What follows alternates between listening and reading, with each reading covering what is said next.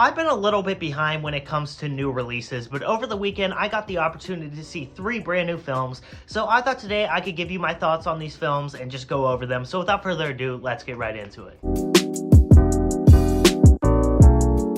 If you saw my video on Cocaine Bear, you know I've been a huge fan of Universal Pictures' recent horror comedies, and Renfield is no different. This film is incredible. It's everything that I want it to be. It's a perfect mix of action, horror, and comedy, all mashed together into this blood-soaked roller coaster of a movie. Where do I even begin with this movie? For one, the cast here is incredible. Nicolas Cage kills it as Dracula, delivering one of the most memorable and unique interpretations of the character I've seen in a really long time. He has that elegance that you want to see with a character like Dracula, but also there's this sense of levity and this jovial aspect to his interpretation of the character that I thought worked perfectly with the tone of this movie. He's terrifying, but also funny in a scary way. It's hard to describe, but I thought he just did a fantastic job with the character. Nicholas Hoult is great as the titular Renfield. I feel like he has such a unique screen presence that works so well with this movie, and the rest of the cast is also great, from Ben Schwartz to Awkwafina. I feel like everyone just perfectly understood the tone of this movie. It doesn't feel like anyone's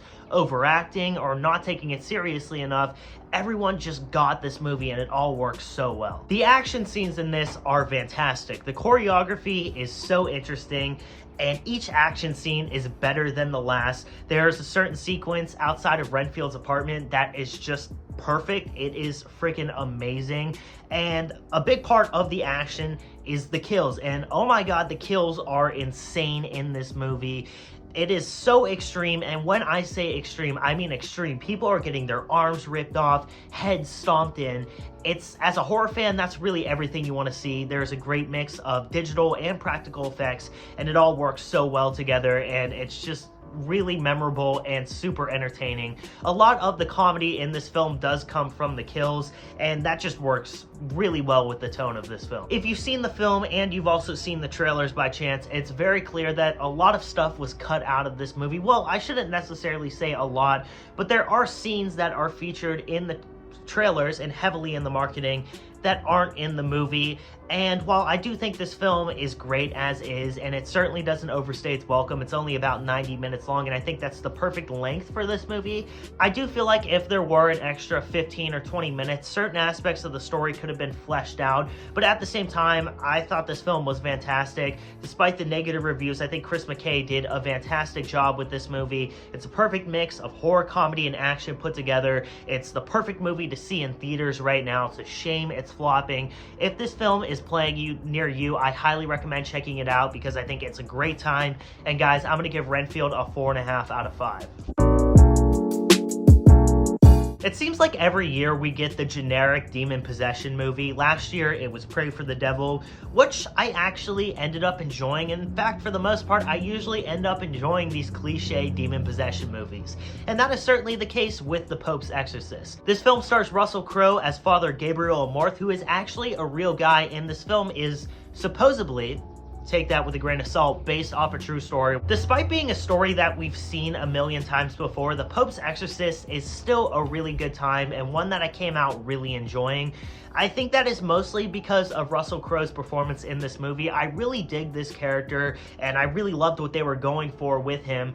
There is a great sense of horror in this movie, but Russell Crowe with his performance also brings a little bit of levity to the film, not in a way that detracts from the horror on screen, but it just meshes really well, especially with, you know, the exorcism scenes, and I think this character is just a really unique one in a genre that presents a lot of really generic priests. He definitely stands out in this movie. This film is absolutely gorgeous. There are a lot of fantastic sweeping shots of the Spain countryside. In fact, I think out of the 3 that I saw, on a pure technical level, The Popes Exorcist is the best made. This movie looks fantastic, and I think the set design is also a standout here. I was also just thoroughly entertained by this movie. There are a lot of really decent scares in there, some good jump scares, but not in a way that feels over the top. It all works really well in that aspect. Really, my biggest complaint with this film is the story. For one, it's just so generic, and I kind of expected that going into the movie, but I wasn't expecting to see a story like this that was just so straightforward. This feels incredibly similar to last year's Pray for the Devil, but also at certain points a carbon copy of 2011's The Right, which I feel is a very underrated film in this subgenre.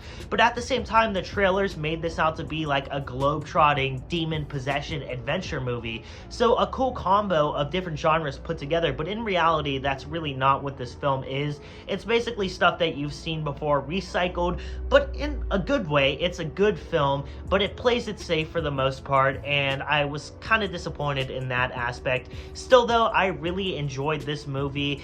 I liked it a lot, but to be honest with you, I'm more excited about the prospect of a sequel than I am about the film itself. The end certainly leaves it open for a follow-up, and honestly, I would love to see that. If they took this in a different direction and almost made this like The Exorcist meets Indiana Jones, I feel like you can make like 5 more of these movies, especially with Crow as the lead. I think it could be fantastic. But for right now, I think The Popes Exorcist is a pretty generic horror film. Still though, I had a really good time with it. I think it's well made. And if you are a fan of these types of movies, go check it out. It's a pretty good time. And I'm going to give The Popes Exorcist a 4 out of 5. Evil Dead Rise is the 5th installment in the Evil Dead series, and if The Popes Exorcist shows the flaws of modern-day horror, Evil Dead Rise shows everything that is great about the genre.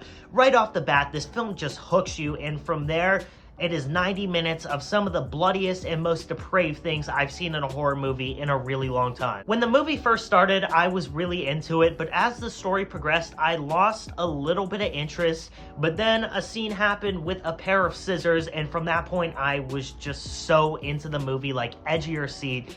It was great, and I'm not faulting the movie for me not exactly being interested at first. There was exterior factors as a result of that, and that's part of the big reason why I want to rewatch this movie. But for right now, I'll say Evil Dead Rise is great and one of the best movies of the year so far. The gore in this is extreme. The Evil Dead series has always knocked it out of the park when it comes to the practical effects, and that is most certainly the case here. I love the tone of this movie. It feels like there's this dark cloud over everything occurring throughout these 90 minutes.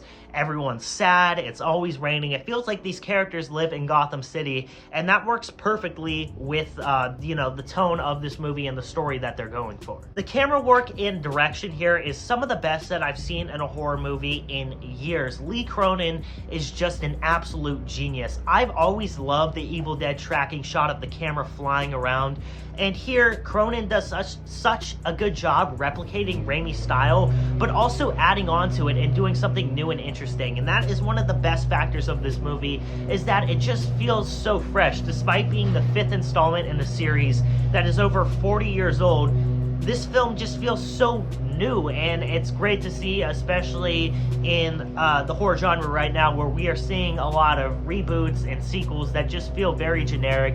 Evil Dead Rise definitely stands above a majority of those movies, in my opinion. The cast here is also excellent. Alyssa Sutherland, who plays the mom in this movie, is incredible. She's featured heavily throughout the marketing of this film, and she does not let down at all. And she's great in the movie. I also thought Lily Sullivan, who plays the lead in this film, Beth, is fantastic. The Evil Dead series has always done a fantastic job of creating some great protagonists, and that's definitely the case here. She's definitely a character that you can really root for, and I thought she was just great in the movie. Evil Dead Rise does not hold back at all. This movie is insane. It's great. If you're a horror fan, I think this is a must-watch in theaters, and I definitely want to check out this film again. And for right now, I'm going to give Evil Dead Rise a 4.5 out of 5, although upon a rewatch, I could definitely see that maybe going up to a 5. If you have seen these 3 films, definitely make sure to let me know your thoughts on them down below in the comments. If you did enjoy this video, as always, make sure to drop a like and subscribe. It is greatly appreciated, and I'll be back very soon with some brand new content. This is Shai signing off. Peace out.